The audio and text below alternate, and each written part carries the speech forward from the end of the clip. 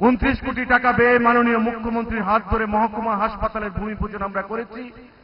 মহকুমা হাসপাতালের কাজ জোর কদমে চলছে।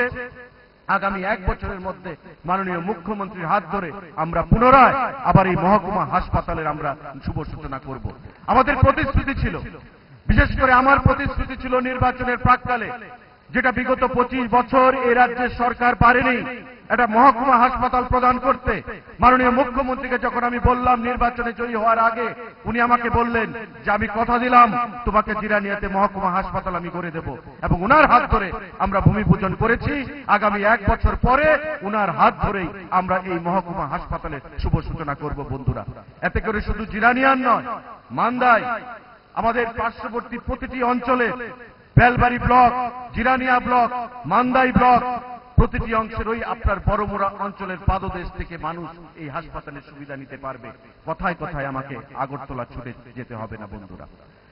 অনেক প্রকল্প, আমাদের মোটর স্ট্যান্ড বলুন, আমাদের মহকুমা হাসপাতাল বলুন, ডিডব্লিউএস এর ডিভিশন বলুন, রুরাল ডেভেলপমেন্টের ডিভিশন বলুন, বিদ্যুৎ দপ্তরের ডিভিশন বলুন, প্রত্যেকটি ক্ষেত্রে আমরা উন্নয়নের দিকে এগিয়ে যাচ্ছি।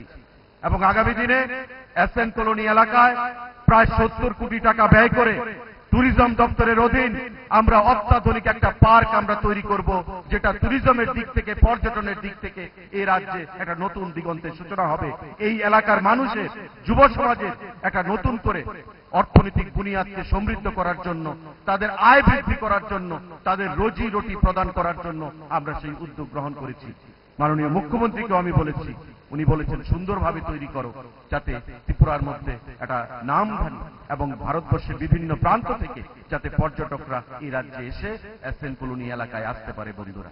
আমরা সেই দিকে কাজ করে যাচ্ছি মাননীয় মুখ্যমন্ত্রীর নেতৃত্বে।